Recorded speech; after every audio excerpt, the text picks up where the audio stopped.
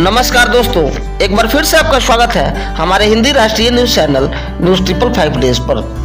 दोस्तों, आज हम बात करते हैं आस्था की प्रतीक और भारतीय संस्कृति की धरोहर और माताओं के समान हम भारतवासियों को सींचने वाली जननी मां गंगा के बारे में। दोस्तों, अभी तक आपने न्यूज चैनलों और टीवी पर गंगा नदी या अन्य नदियों में प्रदूषण के रूप में झाग जमा होते या झाग निकलने की बात सुनी होगी, लेकिन पटना के गंगा घाट पर ऐसा नज़ारा आपने कभी नहीं देखा होगा। लेकिन दोस्तों, आज हम आपको बिहार के राजधानी पटना में गंगा में झाग बनते दिखा रहे हैं। और यही नहीं दोस्तों, आपको ये भी साफ साफ दिख रहा होगा कि ये झाग कहाँ से आ रहा है। पूरे पटना में शहर का पानी पटना के अगल बगल स्थित दो नदियों में जाता है।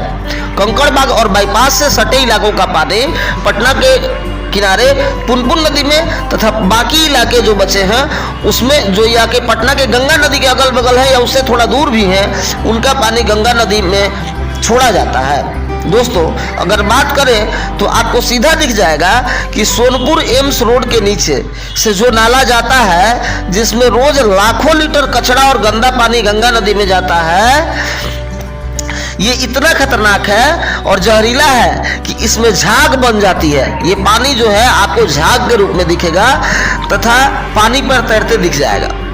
दोस्तों, जब न्यूज 555 डेज की टीम मौके पर पहुंची तो देखा कि जो झाग गंगा नदी में आ रहा है वो कहीं बाहर से नहीं आ रहा है, बल्कि पटना के ही गंदे नालों से आ रहा है। दोस्तों, आपको बता दें कि भारत सरकार के कितने प्रोजेक्ट जैसे नमामि गंगे और निर्मल गंगा जैसे प्रोजेक्ट्स में करोड़ों अरबों रुपए केवल इसलिए खर्च किए जा रहे हैं कि गंगा की पवित्रता की देवी और भारतीय संस्कृति की एक महान धरोहर गंगा की पवित्रता बनी रहे। लेकिन मौजूदा स्थितियों में सिस्टम की लापरवाही से ऐसी कोई भी कार्य दृष्टि पटल पर उतरते हुए नहीं दिख रही है, जिससे गंगा के अशुद्धि और गंदगी से बचाया जा सके। दोस्तों, बात यही खत्म नहीं होती है।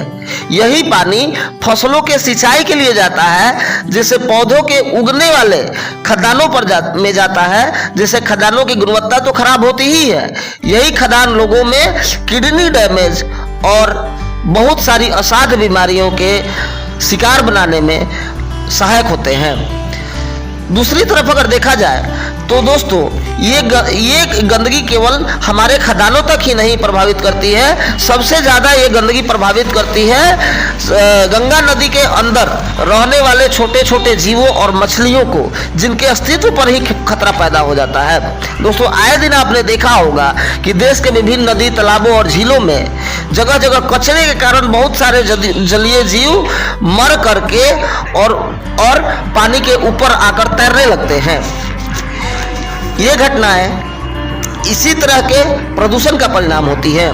दोस्तों, याद रखिए कि गंगा हमारी माँ है और गंगा को साफ रखने की जिम्मेवारी हम सबकी है।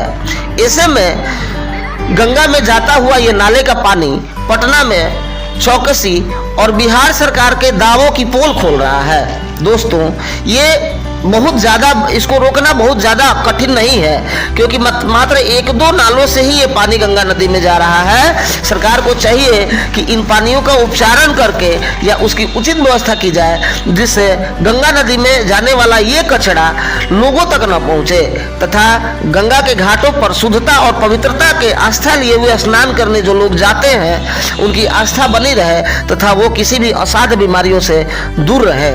पटना के गंगा घाटों पर बहते झाग के सहारे किसी आने वाले खतरे के पर हम उन सारे लोगों को और हमारे भारतीय संस्कृति पर विश्वास करने वाले लोगों को नहीं छोड़ा जा सकता है। ऐसे में नालों पर विचार करना सरकार की अहम जिम्मेदारी है तथा सरकार को चाहिए कि हजारों साल से भारतीय संस्कृति और कितने युद्धों और कितने ऐतिहासिक घटनाओं की साक्षी और हमारी जननी और माता तुल्य माँ गंगा की निर्मलता बनी रहे। दोस्तों, मिलते हैं अगले वीडियो में, तब तक के लिए जय हिंद, जय भारत।